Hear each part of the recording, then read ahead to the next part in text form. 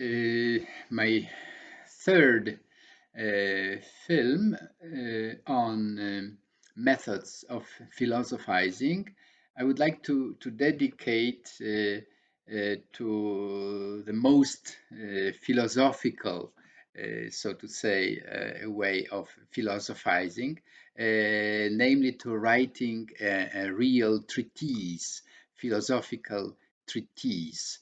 And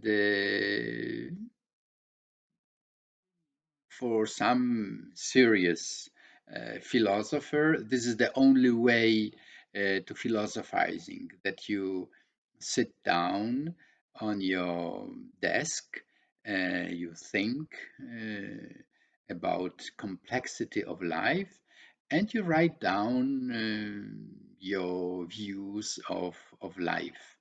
And perhaps the most important philosopher who wrote serious philosophical books is Immanuel Kant, from 18th century, and philosopher of enlightenment. And he wrote three critiques of reason, and you can really enter in his very complex way of thinking about reason. So this is the solid philosophy. In modern time, the Heidegger, who is very influential, prolific writer, wrote a very thick book on Sein und Zeit. This the being and time. What more philosophical than the question of our existence and of passing time?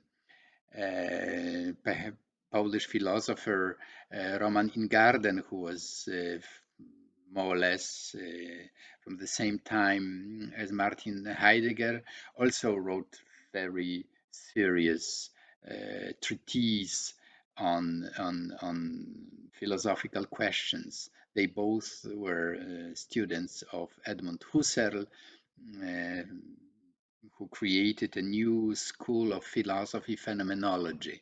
So, all this could be perhaps the only way to treat philosophy as a very serious profession.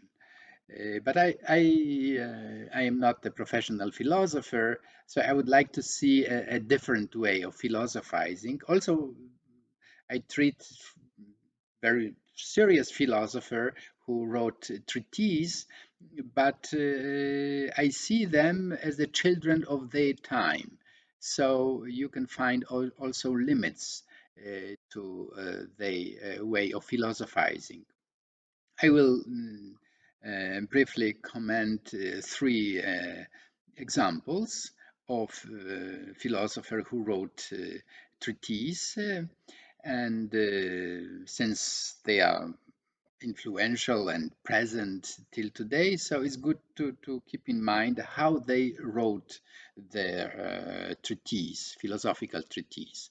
So the first is a little bit later than Abelard. You remember from my first talk, Abelard, who apart of writing treatises, wrote also love letters and received love letters. And Thomas Aquinas, the saint of the Catholic Church, a doctor of the church, a very serious person, he wrote a Summa contra Gentiles, Summa contra Gentiles in Latin, because he wrote in Latin. And as you remember, I said that Augustine baptized, so to say, in metaphorical sense, of course, but using Plato for his Christian purposes. So the same we can say about Thomas Aquinas, who baptized Aristoteles. It means that he was like using philosophy of Aristoteles, But in fact, say when Aquinas said philosopher, it means Aristoteles. But he was again using philosophical method of Aristoteles to promote Christianity as the best philosophy. But his treatise, this Summa contra Gentiles, is extremely sophisticated. Way of presenting ideas of your time. He's comparing, he's multiplying questions. One is saying this, another is saying this. But I think that according to my best understanding, things looks like this. So you have a rational way of presenting complexity of the reality. And this is not a case that Thomas Aquinas is considered as the founding father of a certain methods which we call scholasticism. It means that is the philosophy who is made by philosopher, by professor of philosophy for students and future professor of philosophy. So we can say is the very scholastic, means also school, for school. So is a very technical way of philosophizing.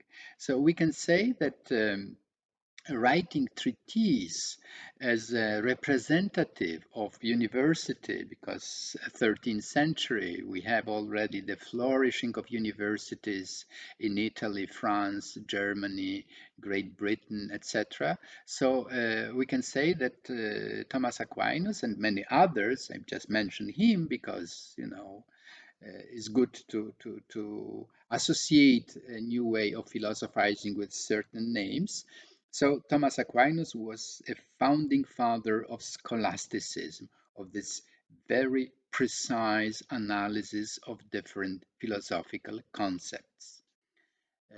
My second example is Baruch Spinoza, who also wrote in Latin Tractatus Theologico-Politicus, again, treatise on theology and politics.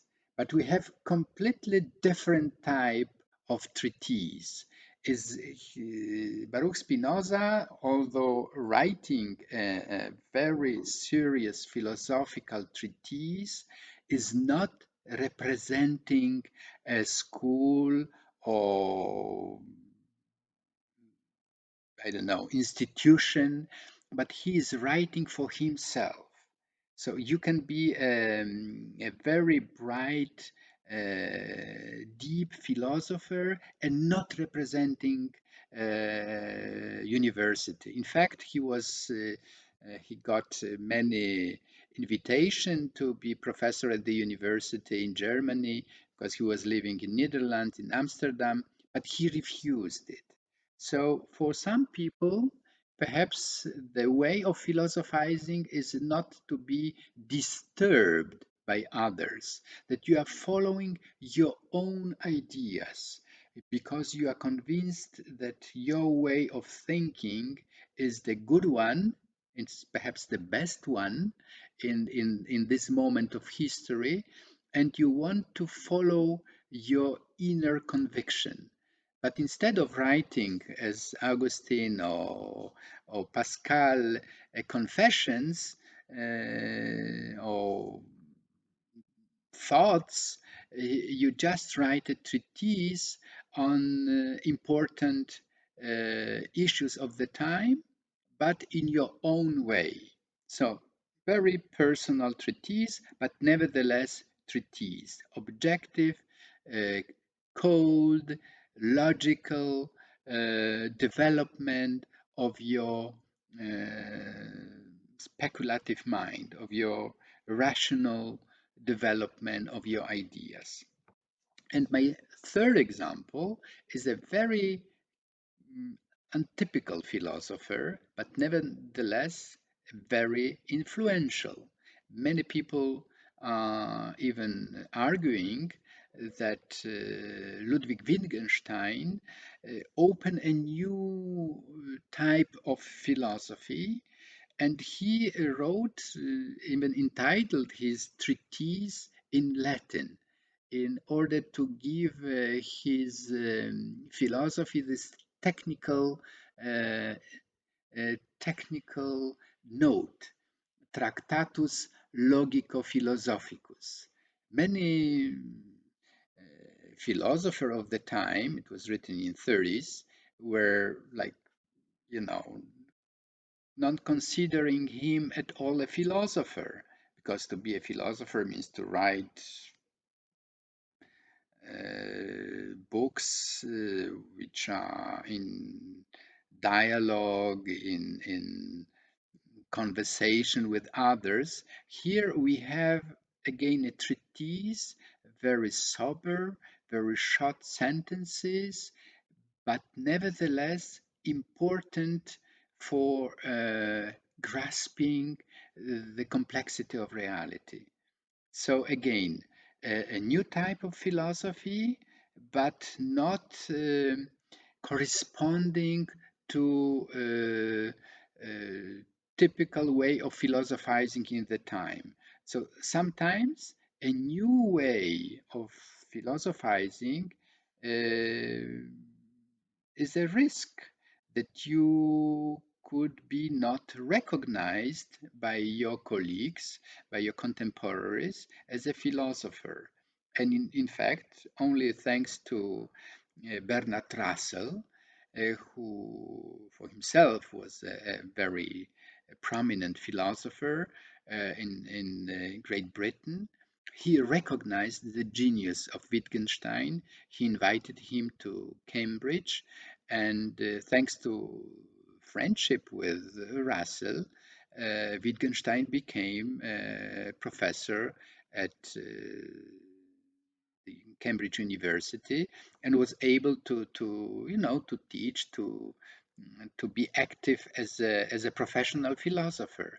But it was only because of this personal discovery of Bernard Russell that Wittgenstein became well known. You can ask why Wittgenstein is so influential and so important.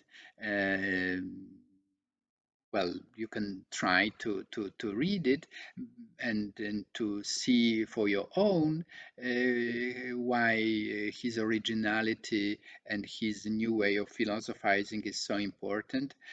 As far as I can say, it is this type of philosophizing, writing treatise, but not as Thomas Aquinas representing institution, a school, and creating a school, or Spinoza following his own personal development.